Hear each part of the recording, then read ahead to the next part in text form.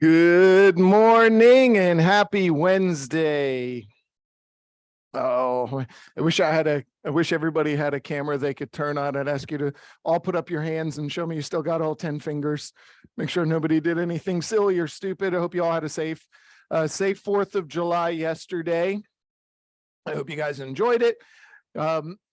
Excuse me. So it was a beautiful day.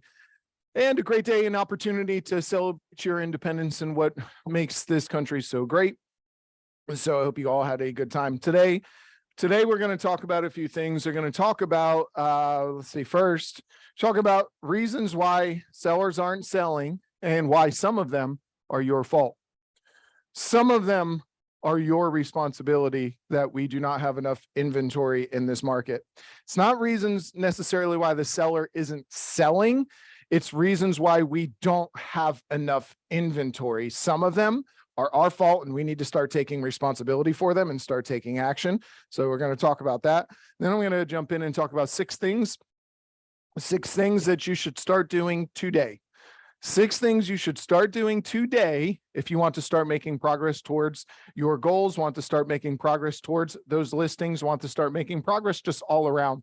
And then depending on timing too, some of those things about taking action with some of the things that I'm going to ask you to do or tell you that you should start doing today.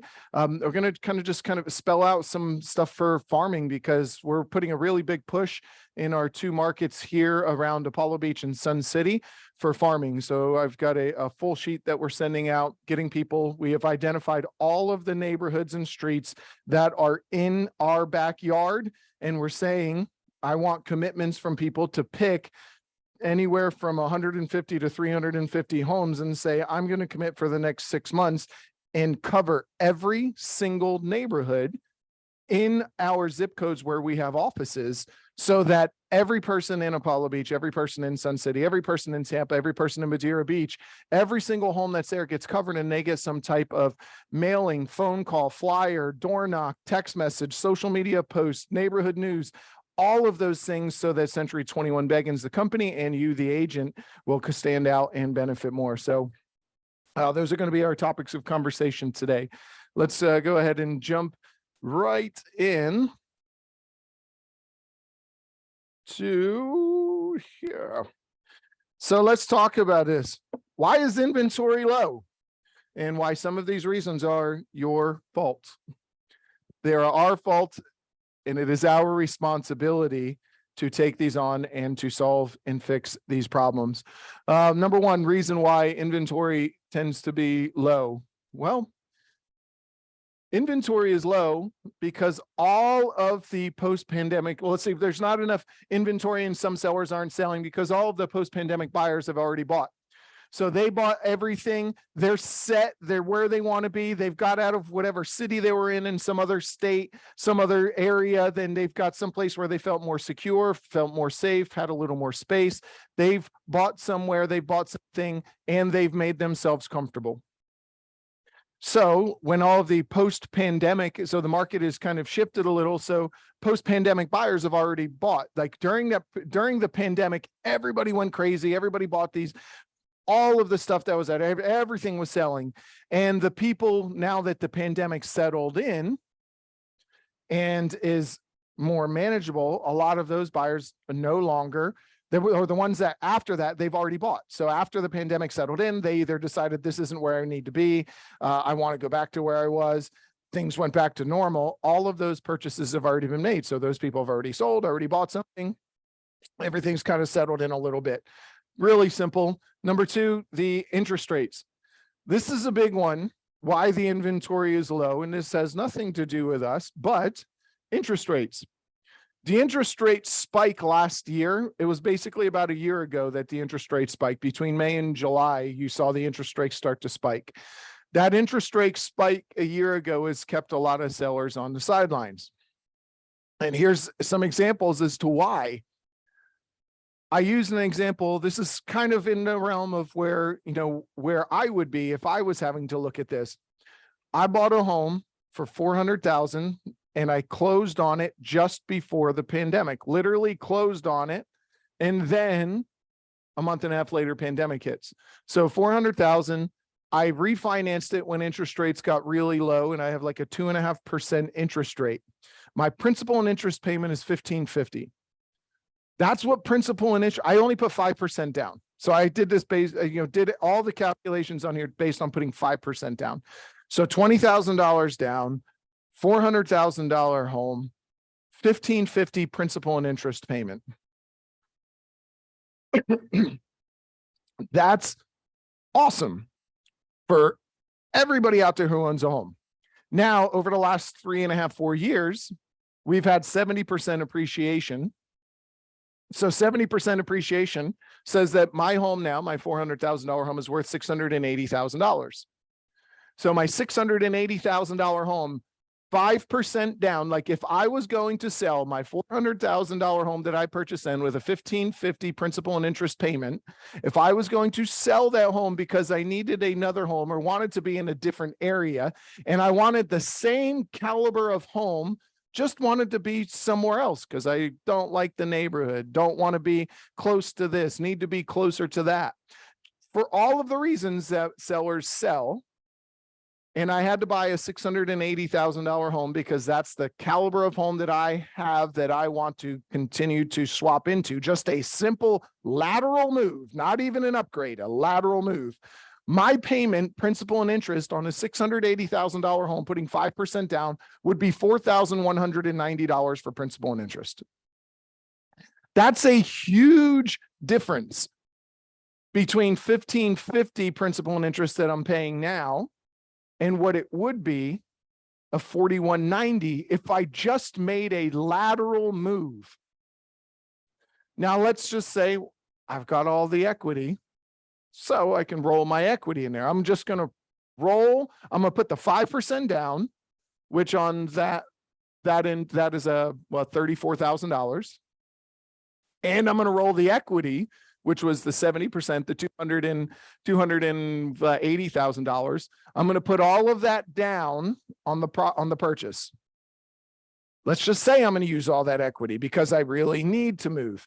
My payment still, after rolling equity with the interest rates, and I did them at 6.5, or I think it's 6.5, 6.7, $2,568. It's still $1,000 more than it was.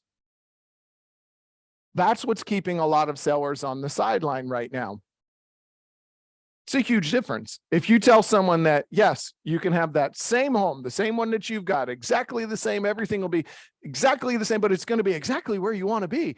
Isn't that really where you really want to be? Isn't this what your goal is? You need to be closer to them, closer to that. You need to get out of this place into that one, be over here, be that way. Wouldn't it be much more convenient to do that? Yeah, not $2,500 a month more convenient. No, I'm sorry. I will keep the $2,500 a month in my pocket, and I will continue to drive the few extra miles because it's only going to be a few extra $1,000 for the year, not a few extra $1,000 for the month. Big difference in payment there, $1,550 to $4,190. Even if they rolled their equity, they're still going to be paying $1,000 more a month. Then another reason that the interest rates have affected the sellers and why they haven't moved is some of them simply just can't qualify. You qualify for a $1,550 principal and interest payment, but do you qualify for the $4,190 payment? Like, I could afford to buy X, but now if I wanted to buy the same thing, I just don't even qualify for that anymore.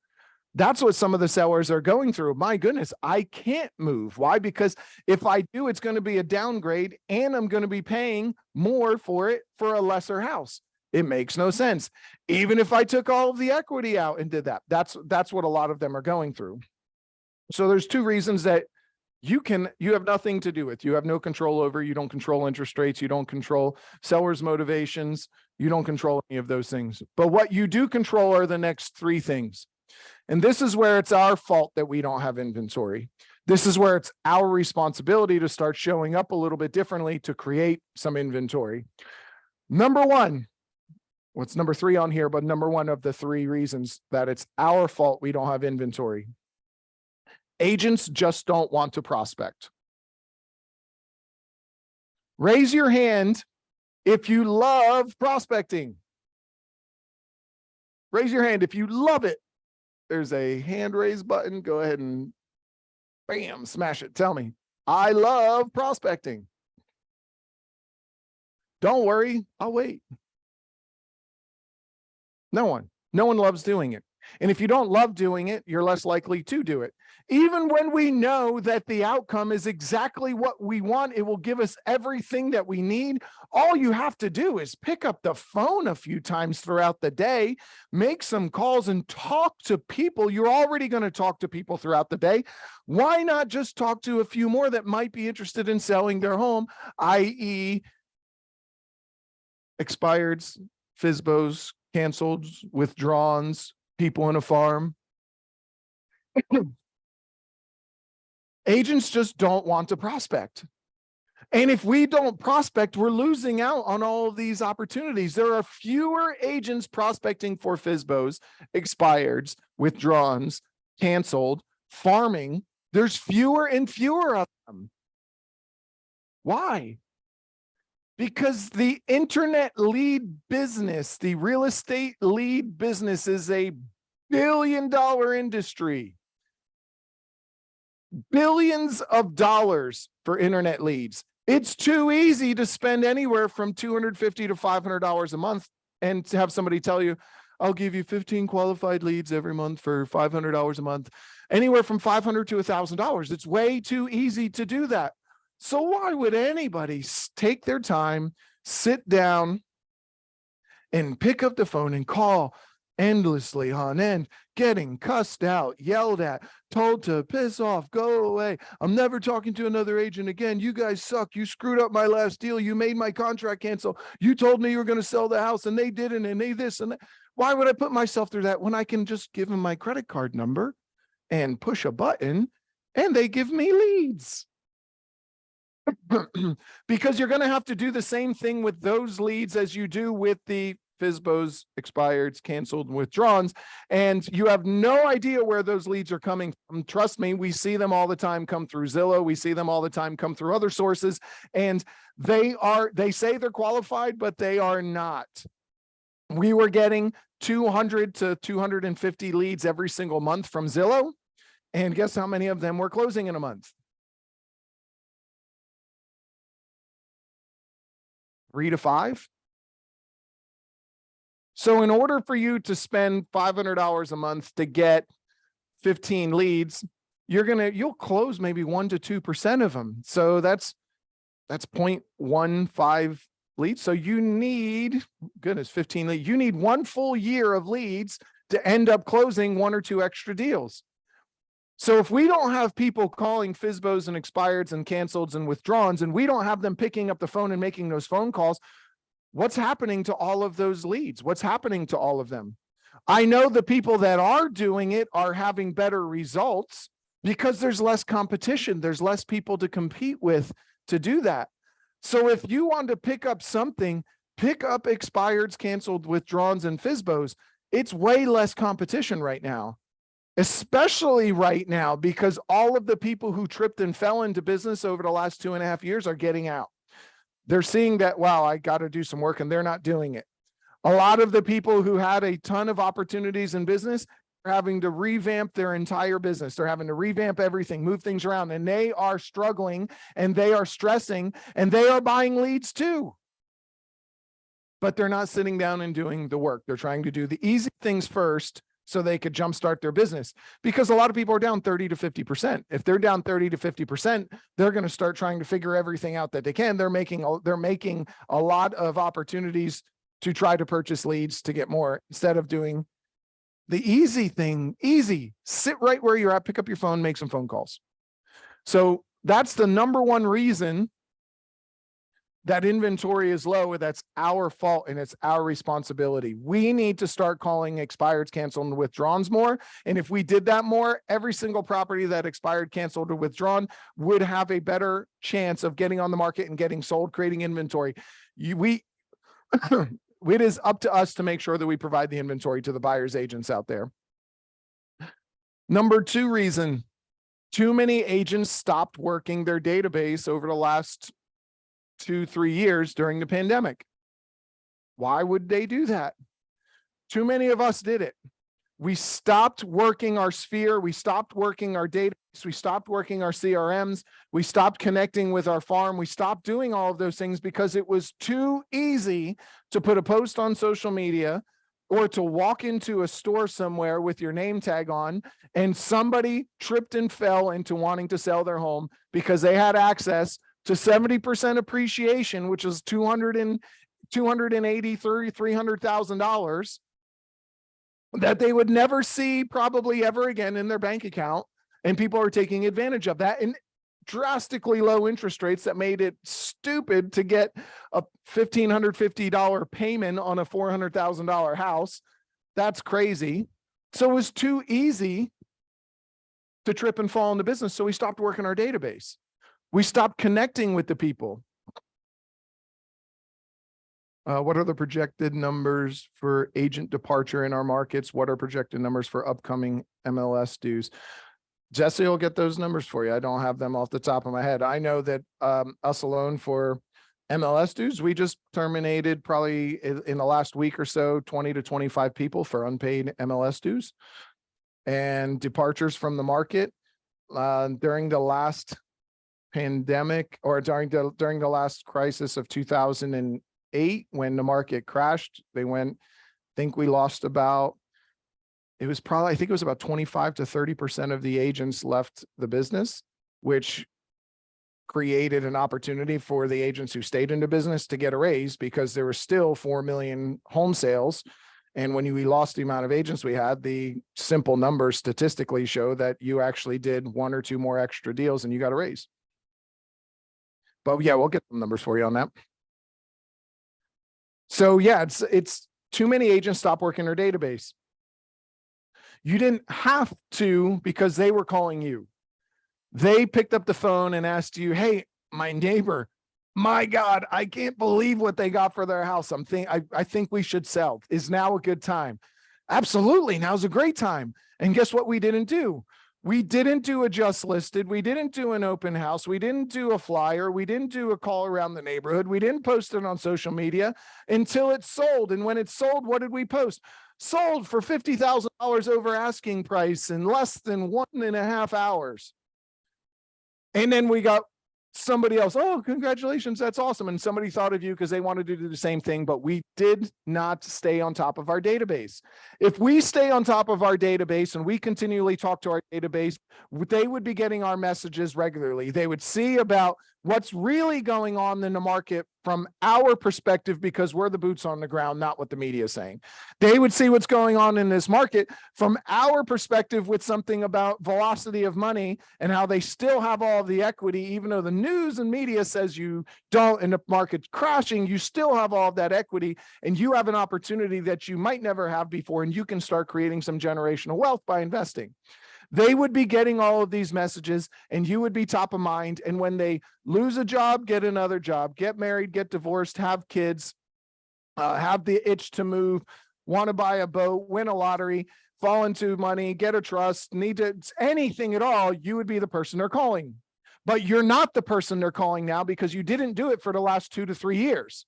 So over these last 2 or 3 years, when you were not on top of mind with them, and now you're still not doing it just yet, you're still just got them in a CRM and they get a neighborhood news here or there, they get some email there, but they don't check their email but once every 3 months and they just delete almost everything that's in there. You're not of mind. So when they need to sell, they need to buy, they're interested in investing, or they talk to somebody, run into somebody. Hey, do you know a good agent? No. Who helped you sell your home? I don't know. I can't remember. Too many of us stopped touching our databases. That's the number 2 reason that it's our fault we don't have inventory. Number 3 reason, this was one from Mike Ferry. And Mike Ferry says there's too many good, successful agents. So the real estate industry has changed and it's made it really easy for a successful agent to transition into a leadership position as a team leader and not a broker. They can get all of the benefits of being the broker role, all the benefits and more because they don't carry the liability, they don't carry the overhead, they don't carry any of the other stuff there. They step into a leadership role as a team leader And now instead of sitting down prospecting, like a lot of them did, like Mike Ferry agents and a lot of those agents did, they want to say, I want to work smarter, not harder. I don't want to have to do this all the time. I'm going to transition, but I don't want to be a broker because I don't want to have an office, have the overhead, pay this, do that. I don't want all that liability. I will hire some agents on my team. I will provide leads to them. They could work my database, and then I will buy some leads, and I will make sure they always have those opportunities, and I'll coach and teach and train them. And then I will take the listings that I'm able to generate or find, but they're not doing the same kind of prospecting. Just like number 3, agents don't want to prospect. They're not doing those same things anymore. So if they're not doing it, who is? Who are the cold, hard prospectors? Who are the ones that are doing that? When I first started, even in 2014, it was everything we heard about Mike Ferry. You heard Brandon Buffini, you heard about a lot of all these guys that were all cold, hard prospectors. Pick up the phone call, pick up the phone. Now everybody and their mom is standing online. You can get real estate leads and do absolutely nothing, and you'll make this much money and be rich in real estate. It's awesome. It's easy. It's amazing. Just pay me $295 a month. Put your credit card here, push a button. You go everywhere and so you can generate this on social media. Just post a few videos and everything will be great. And the reality for most of us is that doesn't happen that way because we don't have the discipline to do that the correct way to make sure. And then we don't have the discipline to follow up with the leads when they come in because we don't know what we're doing there. And you don't follow the systems and processes and tools. We need to get back to real people, real estate, real people connections, getting down to picking up the phone, calling FSBOs, calling expireds, calling withdrawals, calling all of these people, because there is gold sitting there. There is gold in your pipeline as well. There is gold in your database. We took some old dead leads that we were told are rejects, are bad leads. They're not buying. This person never replied to me. I tried. This person is not going to buy. This person told me that they already bought a home. I took 50 of them. And I had one person sit down and call these 50. And within 2 to 3 weeks, they have 3 people out of the 50 cold, dead, not going to buy, not doing anything leads. 3 people that they are working with. One of them is under contract. Another one was writing offers, and the other one is probably going to be in the next 2 to 3 weeks. So we are not doing our job the way it should be done, which is creating more of these issues for your business and the real estate market. The activities in a real estate market are dictated by the activities of the agent in that market. We need to get more active in our markets, which is why I'm asking, my office is here, and I highly encourage you to do the same thing, to pick farm areas, because most of us don't have one. And if we want to get back to real people, real estate, and we want to get back in front of people, pick a farm area and let's just completely cover our farms. I break it down. 200 to 300 homes makes a farm. Get into the zip code right around the office. If we want to increase our market share, we need to increase our exposure and our visibility, and we need to increase the activities that we're doing. So get into your market, pick the farm area, get your entire office together, jump into and say, this is what we're going to do, and then have a prescriptive action every single week that you're going to do inside that farm. Like right now, Mastermind Monday is sending out 5 CMAs a week. How long would it take you to do 200 homes in a neighborhood doing 5 CMAs a week? 40 weeks? That's almost the year.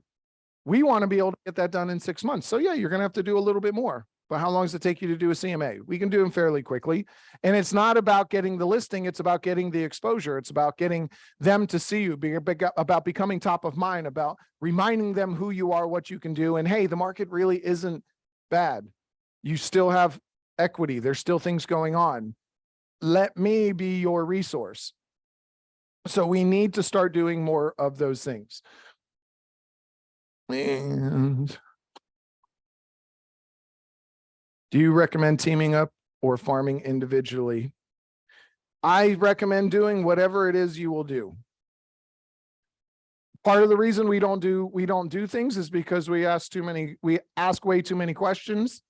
We let that part of our mind take over. It's too many questions. Does it really matter if you team up with somebody or do it on your own? No. Which one will you do? Would you do it on your own, or do you need someone to hold you accountable? And when you do it with somebody, do you farm the same neighborhood, 200 homes, or do you farm 400 homes because there's two of you? And do you each take a section, or do you just both of you work the entire area? And then when you get a lead comes out of it, how do you split that? Who did all the work for it? Did I talk to them, or did you talk to them? So what I say is just make yourself accountable. And if you do team up with somebody and say, I'm going to take this half of the neighborhood, you take that half of the neighborhood. And the days we go into our farm and knock on doors, hand out flyers, do all those things are this day, and this day. So we hold each other accountable. And then the other days we're in the office, we do this, and this, and you have your prescriptions. I would just say that's probably better to do whichever one you will do. That's my recommendation. Well, teaming up sounds more complicated. It's not complicated. It's just, what will you do and how do you do that? I think it's more about accountability than teaming up. All right. So here's 6 things that you should start doing today. If you're going to decide that you're going to implement some new practices, some new things, nothing changes if nothing changes. So something needs to change. Things need to change in order for things to change in your life. If you want more, do more. If you want better, be better. Show up as a better person. Show up as a person who does more, and you will get more and you will be better. So really simple. Here's 6 things that you should start doing to implement some of these changes and to get back into regular person real estate, to really kind of kick the game up a notch, because we really have to start implementing some better practices. Number 1, make decisions. Just make decisions. Really simple. Make decisions. And should you make them fast or should you make them slow? Make them fast. Make quicker decisions. Don't sit on the sidelines. Don't let that C part of your personality, if you have a big C personality, don't let that take over. You need to start making decisions. The way you make better decisions, which one of the other things is ask better questions, but make decisions. Decide that today is when you're going to start, not tomorrow, not later today, not this afternoon. Decide today, right now, this is when I'm going to start. I'm going to start doing the dieting plan that I wanted to do. I'm going to start doing the workout. I'm going to start doing the prospecting. I'm going to start scheduling my day. I'm going to start doing my gratitude. I'm going to start breathing. I'm going to start working. I'm going to start doing whatever it is. Decide right now. Just make the decision and write it down. If anybody has a decision that you've needed to make in your mind, and you know you've needed to make it, you just haven't done it, do me a favor, stop and write that decision down right now. What is that decision you're going to commit to? Decide right now. Decide and set goals. Decide that you'll never worry about money again. Decide to be successful, because everything we do is a decision. Everything we do is a choice and a decision. You take a chance and make a choice, which is a decision to become, to do, to achieve, to have, to be something. But you have to decide. Everything starts with a thought. Thoughts become things. You cannot have a thing that did not start as a thought first. Somebody had to think of it. And then once they thought of it, they started talking about it, creating it, going through their mind, and then they did it. And all of a sudden this thing appeared. But it starts with a thought, and it starts with that thought of, I will decide to start now. I will decide not tomorrow, not next week, not the next day. I will decide to start now. When was the best time to start something? Yesterday. Yesterday is the best time that you could have started something. But we don't have yesterday. So where's the second best time to start something? Here and now. Right here, right now, make a decision. Whatever it is, if there's something that's on your mind that you've been thinking about, make that decision now. Write it down. Bet on yourself. Stop betting and hoping that something's going to happen, and bet on yourself to make it happen. So make decisions. This morning, I started my 5 a.m. wake up to get my morning routine again. Awesome. I love it. Decide to have a morning routine. Decide to be grateful. Decide to put the work in. Decide to be healthy.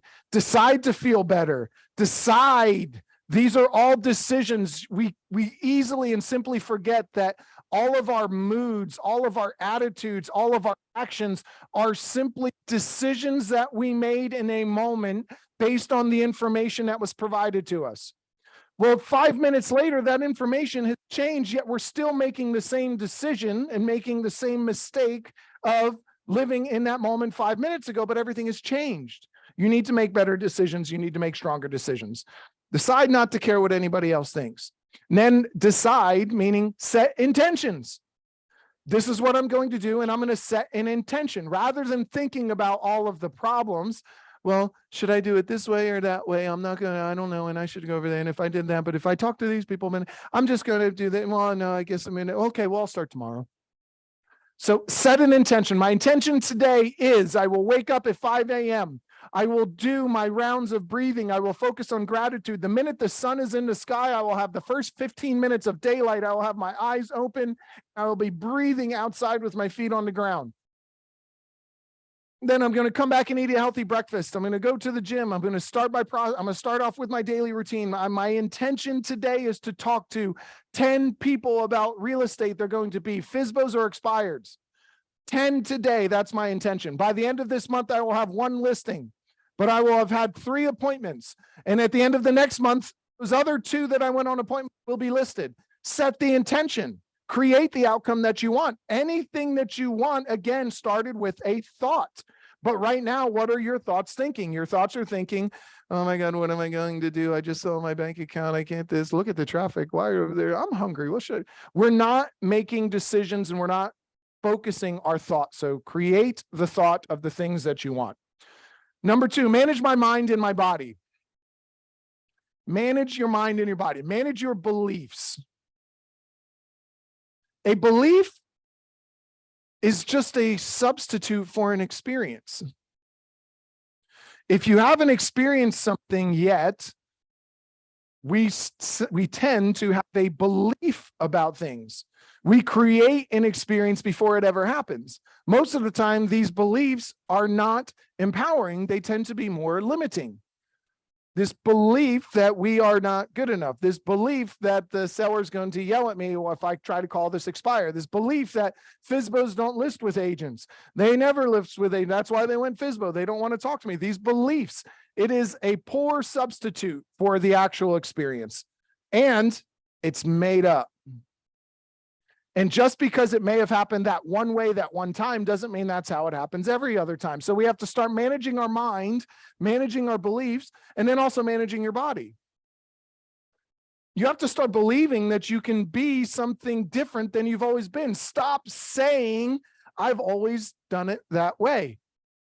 Those are the most expensive words in any business. We've always done it that way. If you always do it that way, you will be out of business. Same thing with your health. Same thing with if you just continue to do things the way that you've been doing and you don't feel good, you're not happy, you're not strong, you're not healthy, you will not be thriving. So believe that you can be someplace different a year from now. You know, Matthew Ferry says everything in your mind is made up. So why not make up shit that makes you feel good? Everything in your mind is made up. Everything in your mind is a perception. It is purely your perception. It's not actually what happened. It's just your truth about what happened. That's why we continue to say it's not what happens to you, it's how you react to what happens to you.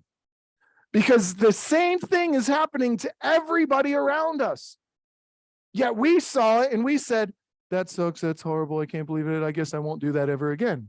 Somebody else said, wow, that's crazy, I can't believe it went like that. I can make a difference there and I'm going to show up differently. The only difference is the shit that you made up in your head. Everything that goes on in your life is made up and created in your mind. That's one way that we say you create the life you live. I don't create the experiences, I create the experience in the experiences. I create what I feel, what I see, and what I experienced with the thing that happened. by my thought. So manage your mind, manage the things that come to your mind, manage your body. You have to start believing in things that you can't see yet. You have to check in on your daily routines, your gratitude, check in with yourself. Journaling is a key thing. If you're not sitting down and writing things out, that's why I asked you, make a decision. If you have a goal, make a decision, write it down right now. Write it down right now and decide that you're going to do it. Even if you do nothing else, you've already taken that first step and a little bit closer to it. So then in a week and a month and a year from now, if you continue to make a few extra decisions, you will be better off because you took that step rather than sitting there and running those thoughts through your head. So check in on yourself. Check in on yourself daily. Gratitude. What are you grateful for? If you're going to manage your mind and everything in your mind is just made up, why not make up the things that make you feel good and become more grateful? Focus on the things to be grateful for. Well, I don't have anything to be grateful for, Chris. Bullshit. You have so much to be grateful for. So much. I'm so grateful for my eyes that I can see. I'm so grateful for my organs and my lungs. I'm so grateful for this breath. I'm so grateful for this energy that I can bring to the table that I forgot that I ever had. I'm so grateful for these things. And then sit down and start writing down, write out a list of 20 things that you're grateful for every morning. Wake up, send 3 gratitude texts every single day to people that you're grateful for. If you need to start training your mind, you need to start doing things that you haven't done before. And you have to start teaching your mind that this is how we do things now. You can't just say, I've always been this way. You know, it's just the way that I am. You know my luck. It's just how everything. You can't say that. You have to start training your mind. The only way the muscle gets stronger is by doing a couple reps at first. And then what do you have to do? You have to do it again. You don't get stronger by going to the gym once. You get pissed off, you get sore, you get angry, you get frustrated. But I guarantee when you walk out of the gym the first time, you've never said, God, I really wish I didn't go today. You say, man, I feel good. I may be sore, I may be tired. I'm really happy that I went. So you have to start managing and training your mind the same way that you train the body when you work out, when you want to get stronger, when you want to get healthier. You have to believe. A belief is one of the fastest ways to achieve something. If you believe that your frequency, if you believe in energy and frequencies, you emanate an energy, and that's called a frequency. You are literally giving off frequencies, vibrations, and waves everywhere you go. And if I show up like this with my shoulders down and my head down, and, you know, I don't know, I guess I'm just, you know, the way I am. How many people would be happy, inspired, would be jumping out of their chair to do business with me if I'm walking around like that? And I could try and fake it, but they're going to feel it and they're going to know. But if I show up with a different energy and a different belief in myself that this is my listing, no one else deserves to have this listing. You should be working with me because I'm the best person for the job. That's going to show differently. So when you show up with that level of energy and that level of belief, you get different results.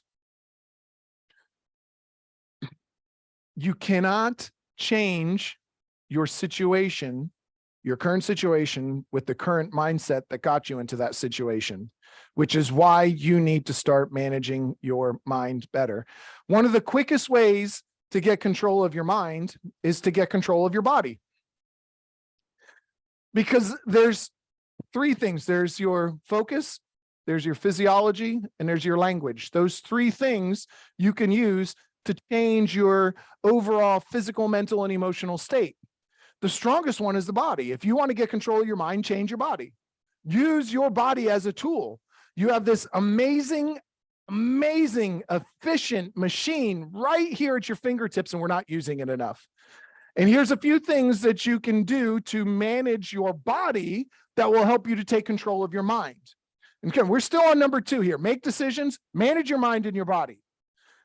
Now, these things can be really simple. You already heard somebody chat in and say, I started waking up at 5 a.m. to get control of my morning routine again. These are things that you should be doing. How about wake up, move your body, go for a walk? What if you started doing that every morning?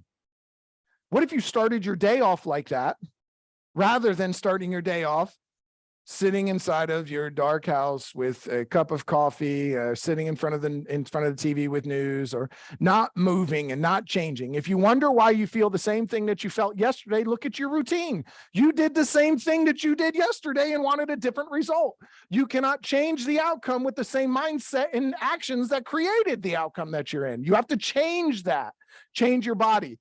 I am really into breath work right now. So when I wake up, what I've been doing, if there's a really cool guy out there, Wim Hof does a lot of breath work. If you want to, get into breath work, check out Wim Hof.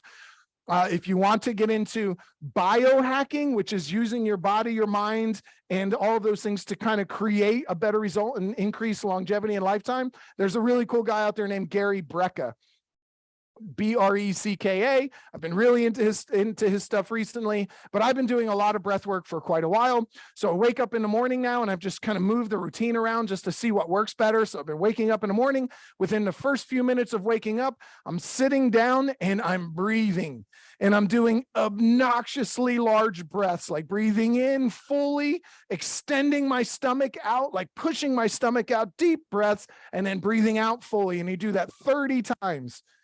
And once you do that 30 times, breathe in and hold your breath for 5 to 10 seconds, and then exhale and hold your breath for about a minute. And then take a breath in. That's one round. Do that 3 times. If you do that, tell me how quickly everything inside of you changes. Because when you're taking obnoxiously large breaths, your whole body changes. Like I said, if you want to change your mind, change your body. And if you want to move your body, like big breaths completely change everything. And do that 30 times. Do that for 3 rounds. Number 1, you changed your body. Number 2, you just hyper oxygenated your body. And oxygen is the presence of life. There's a theory that he says you don't die of anything but hypoxia. Ultimately, all deaths are because of hypoxia. It's not because of a gunshot. It's not because of cancer. It's because of hypoxia. It's because you stop breathing. That's why you die. Really simple. So if you the presence of oxygen is the presence of life. And if, there's a lot of theories that say, acidic environments and super oxygenated environments, in those environments, nothing else can live. You can't have disease, you can't have cancers, you can't have those things in those environments. So one of the first things you should do is get oxygen to your body. So doing breath work like that completely changes everything. Exercise. If you are not exercising 3 times a week for 15 to 25 minutes, that's really all you need. 3 times a week, 15 to 25 minutes, high intensity interval training. If you're not doing that, then you really need to start implementing that. If you need help with it, I can help you. I'm no longer a certified trainer, but I can give you some help with it. I can get you moving in the right direction. But you need to start moving your body. Getting outside in sunlight. What do we typically do? Throw on sunglasses, go outside, get in the sunlight. Within the first 15 to 25 minutes of the day, when the sun comes up, you do not have the damaging UVA and UVB rays coming off of the sun.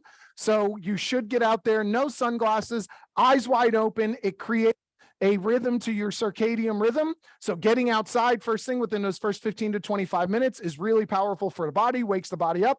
So I wake up, I do my breath work, I get up and I go for a walk, and I focus, and I'm saying everything that I'm grateful for. I'm focusing on my gratitude. I'm filling and flooding my body with those feelings. Because again, if everything in my mind is made up, I'm going to continue to flood it with the made up shit that makes me feel really good. So that's what I do with my morning. Manage your food and water intake. I hate the word diet. I hate the words lose weight, because every time you lose something, what are you always trying to do? Find it. If you lose your keys, what do you want to do? Find them. If you lost some money, what do you want to do? Find it. You lose your purse, wallet, what do you want to do? Find it. If you lose weight, what are you inherently going to do? Find it. You didn't lose weight. You're not trying to lose weight. You're trying to let go of weight. You're trying to release the weight. So I release this weight. Don't say I will lose this weight, because if you lose it, you will find it again. I hear release this weight. I release the excess fat from me. I'm letting it go. So manage your mind, managing your body. Those are some of the absolute keys. So that's number 2. Number 3, ask better questions. What are the questions you're typically asking yourself? What are the questions you typically ask yourself in most any scenario? Why did this happen? Why is the traffic so bad? And what is your mind always trying to do? If you ask yourself a question in your mind, what do you always do? Search for the answer. So if you ask yourself, why didn't that guy list with me? Or why did that contract cancel? Or why did this happen that way? The answer is going to be, why am I so overweight? Why am I so tired? Because you're fat. You ate 5 donuts this morning. You don't exercise because you're lazy. The contract cancel because you screwed up somewhere. That's what had to happen. Remember, because you didn't do this or that or the other like they said you did, and now it's all your fault when that may have had absolutely nothing to do with it. Ask better questions and tell your brain to start searching for a better answer. So the questions we're typically asking ourselves are not empowering questions. They're not asking us to find an empowering answer. The questions we're asking ourselves are trying to basically keep us safe so we don't make that same mistake again. I don't care. Mistakes are the reason that you are where you are today. Every successful person has made mistakes and failed, and they learned from them. It's the only way to get to that point. You have to have those bumps along the road. But if you focus too far down a bumpy road and you keep walking, you will continue to trip and fall on the bumps. And you will get tired of walking on that road and you will eventually sit on the side. That's when we're trying to project too far out in front of us. But if you put your head down and focus where you're at and be present in the moment, those bumps become more easily navigable. And you ask yourself a better question about the situation you're in, your brain starts looking for the better answer. So formulate better questions. Simple question you can always ask. What else could this mean? Your initial question is, God, why am I so tired? What else could this mean? Feeling tired, what else could this mean? What could I do right now? What could I eat? What could I drink? What could I do to change my body to create a little more energy in this moment? Why am I so tired? Because you ate 3 donuts, you're having a sugar crash, you didn't have your coffee, you don't make good decisions. Do you know what you did last night? You drank way too much last night. You're going to find all of the answers why you're an idiot. You didn't, and that's why I'm going to keep you safe so you don't have to make any changes. But what about if I asked, what could I do right in this moment to create more energy than I've had in quite a long time in my body right in this moment? And I already gave you one of those keys. Breathing, change your body. Breathing. If you just sat there and took 10 huge, deep breaths in and then out, you could completely change the amount of energy you have in that moment. Oxygen creates energy. If we put more oxygen in our lungs, more oxygen into our blood cells, more oxygen in our blood, more oxygen to our muscles, to our organs, and to everything else, we create more energy. So simple breathing. Most of us are breathing from the top third of our lungs. We're not even using more than 2/3 of your lungs because we're just taking short, shallow breaths. You need to breathe as if your lungs go all the way down to your belly button. And when you breathe in with crazy, obnoxious breaths, like you have a string tied to your belly button that you pull out as you breathe in, and you pull your belly button out and you fill that up like a deep, deep breath, you start getting oxygen in places that you haven't had in a long time, and you completely change your energy. So ask better questions, get better answers. Drink green drink like chlorophyll and deep breathing. Agreed about oxygen. Perfect. Better answers increase the potential, create stronger actions, get better results, make your potential even stronger and change your beliefs. And if we have to manage our mind and manage our beliefs, if you ask better questions and you get better answers, we take better action, we instill a stronger belief. You can see how these start to stack and we start getting in a better position in a better place. Number 4 thing you need to start doing today, just take action. Take action. Do something. The reason your business isn't where you want it to be is because you haven't taken the action that you need to take to get it there. The reason your body isn't where you want it to be is because you haven't taken the action to get there. And if you are taking action, you're not taking action, asking better questions, managing your belief in your mind and your body, because they could do 20 push-ups. I used to train people, so I'd have them there all the time. People that did not believe they were making a difference in their body and were miserable about it, and who had the attitude of, "Don't let me here, I'm so tired. This isn't fun. I can't do this. Do I have to?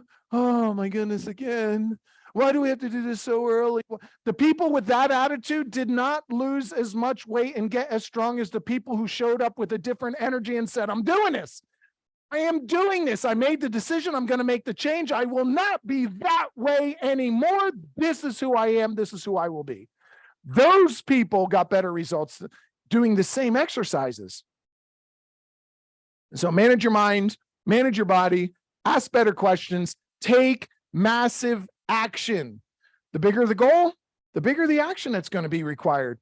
You cannot live a 1 to 5%er lifestyle.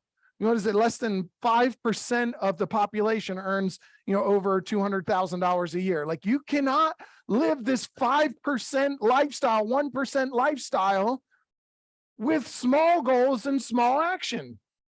The bigger the goal, the bigger the action. You want more, you have to do more, and you have to show up as a different person every single day. And you have to take this action with a belief that it's going to happen, like I just said. Remember, someone else's how they've done it, their how may not be yours. Just because they did it and it worked doesn't mean that's the way you're supposed to do it. We've had the ancient temple, the Folk How temple. Don't worry about how. Just because someone else did it that way doesn't mean that's how you're supposed to do it. Put your head down, make better decisions, manage your mind, take stronger action. And take action until you get what you want. You don't change the goal, you change the action you're taking. So continue to take action, manage your mind, change up the action, don't change up the goal. Last two things. Number 5, get a coach. For goodness sake, get a coach. Get someone to hold you accountable. Get someone to give you prescriptive things to do that you can't come up with yourself. Get someone who really cares about your outcome and wants the best for you and will show up for you with the energy that you don't have sometimes to make sure you do what you're supposed to do. Get a coach. Please get a coach. You will never get the outcomes and things that you want typically by doing it on your own. You need someone who's there who can help work through those pivots, work through the bumps in the road, give you different perspective. It will speed up the process. You'll probably still end up in the same place, but we'll speed it up. You don't have to sit there and go through all of the trial and error, because a lot of times when you pair up with a coach, they've been through it, they've seen it, see things that you don't see and give you ideas that you didn't have. And so you have to start working with somebody. You can't read the prescription from inside the bottle. So you need someone who can see things with a different perspective, because we get inside of our heads and we think that this is the only way. And then when it doesn't happen, we get despondent, we get beat up, and we feel all about ourselves in those moments. And then lastly, give the gift. This is the law of reciprocity. You will not get anything until you give something. That's why I say sometimes it's not about the pre-approval for a buyer. It's about meeting them at the house or meeting them in the office, giving them something first. I will give them my time. I will give them a showing. I will give them a meeting with me. I will give them a Zoom call with me. I will give them something first, and then I can ask for them to get pre-approved, to get their finances, to show me proof of funds, to do that. Law of reciprocity. I have to give. Keep doing what you're doing. Keep showing up as the person that you've determined that you will be, and give the gift. You have to continue to give. You have to continue to provide that. The more you offer, the more you will get. The more you offer, the more you will make. You cannot be attached to that outcome. Offer to help people, offer to be of service. Give more than is expected. No one likes when someone shows up and does what's, well, I did my best. Don't do your best. Do what's required. Because sometimes your best isn't going to meet what's required. And every single one of us has done something that we thought was our best, and we went a little bit further and did better the next time or that same time, or we did more than what this was my personal best lift, my personal best race time, my personal best 100-meter time. This is my personal best of this. But the next time we went out, we went and did better than that. So doing your best, in my opinion, can be limiting, because you have it limited that this is what my best is, when your best could be 3, 4, 5 steps past that. So don't just do your best, do what's required. Realize what's required and show up as that person every single time. So give the gift. Like I said, the law of reciprocity, those are the things that you want to focus on. And with that, that kind of gets me to the end of this portion of the class. So just remember, it is our responsibility to help control this inventory. The reason we don't have enough inventory, we can help make up a lot of it if we get back to the basics and start doing some regular prospecting, expireds, cancels, FSBOs, withdrawns, getting into our farm, getting into our database, doing all of those things. It's our responsibility to do that, and we can start bringing that inventory back around. That's what's going to make the shift and the change for our business. I don't care about any other companies or what the real estate market per se is doing. What is your real estate market doing? And if you start taking those actions and doing those things, your market will start to thrive. And then implement some of these 6 things that you need to start doing today and start getting different, better results. Because again, if you continue doing the same thing, you'll continue to get those same things that you've always got, and you cannot change your current situation with the same actions and attitude and mindset that got you into that situation. So you got to do some different things. To give you 6 things that you can do. Happy Wednesday. Hope you guys have an amazing day. It is July 5th. Get out there and make it happen. We will talk with you all soon. Have a wonderful Wednesday.